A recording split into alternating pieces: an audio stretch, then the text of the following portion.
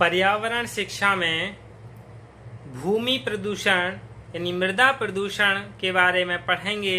Land और soil pollution यानी भूमि प्रदूषण क्या है। तो इससे पहले हम मृदा के बारे में जान लें कि मृदा क्या है। मृदा पर्यावरण का महत्वपूर्ण अजैविक तत्व है। यानी soil is an important abiotic elements of the environment। यह मानवीय संस्कृति के विकास का आधार है एवं जीव जंतुओं के खाद्य सामग्री यानी वनस्पतियों एवं प्राकृतिक स्रोतों का प्रमुख एवं महत्वपूर्ण संसाधन है। यानी सारे संसाधन इस मृदा पर ही निर्भर करते हैं। मृदा प्रदूषण यानी मृदा क्या है? भूपृष्ठ की ऊपरी सतह को ढकने वाले ढीले ढाले पदार्थ को मृदा कहते हैं।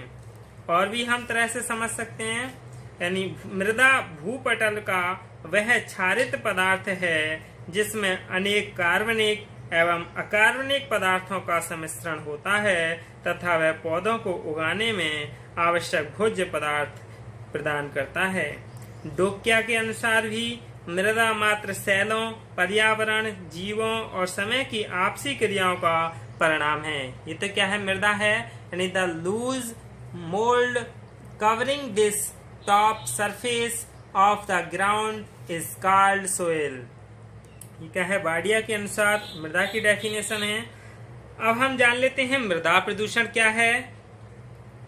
मिट्टी प्रदूषण मानव की विभिन्न क्रियाओं जैसे अंधाधुंध वनों का विनाश, दोषपूर्ण सिंचाई,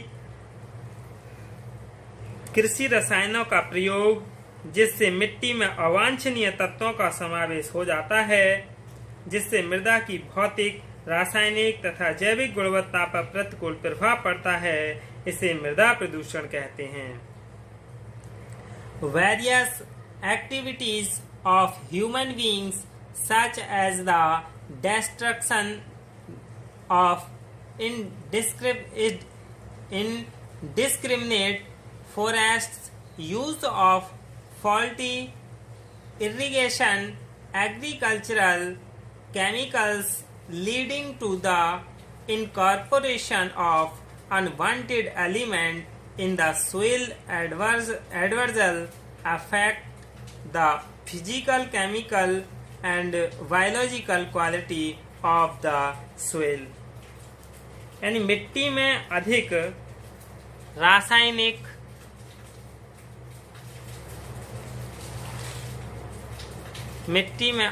रासायनिक और पदार्थों, खाद्यों व कीटनाशक व खरपतवार नाशक दवाओं का उपयोग करने से यह संदूषित हो जाती है, जिसे भूमि प्रदूषण कहते हैं। यानी the contamination of soil with excess of chemicals, fertilisers, insecticides, herbicides is known as soil pollution. यानी क्या है? सोइल पोल्यूशन है। भारत के कुल भूभाग का क्षेत्रफल 329 mH है। निरंतर बढ़ती आबादी के अनुसार निश्चय ही प्रति व्यक्ति यह भूभाग कम होता जा रहा है।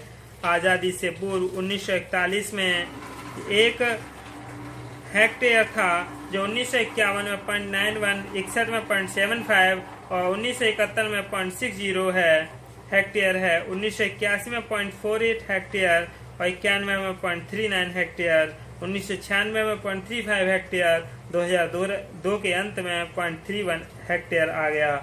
इससे आप अनुमान लगा सकते हैं कि 2020 या 2021 में कितने प्रति हेक्टेयर रहेगा। यानी बहुत ज़्यादा जनसंख्या बढ़ रही है।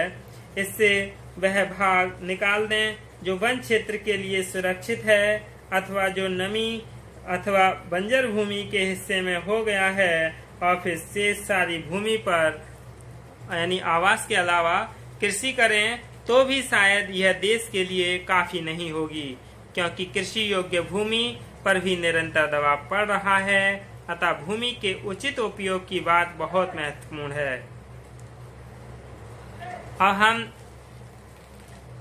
भूमि की विशेषता जान लें। यानी प्रतिवर्ष लाखों हेक्टेयर भूमि से ऊपरी सतह नदी तथा वर्षा के जल अथवा बाढ़ से बह जाती है।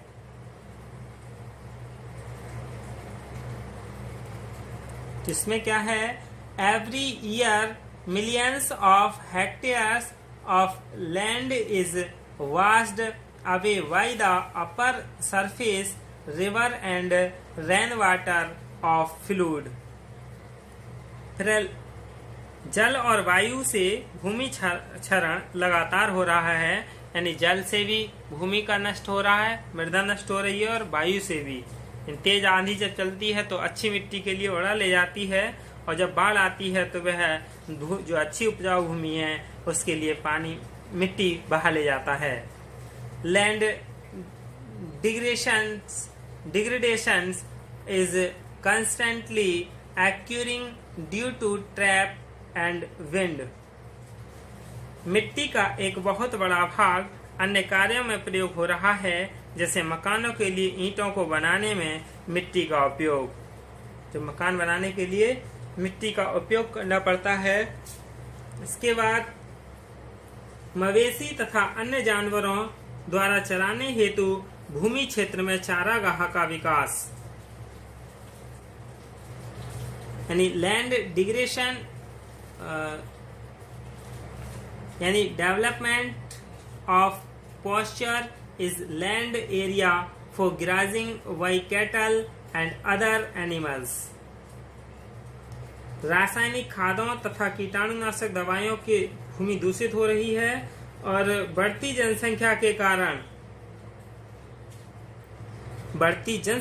कारण सड़कें, विविध आवासीय कॉलोनियां, जनहित हेतु अस्पताल, पोस्ट ऑफिस,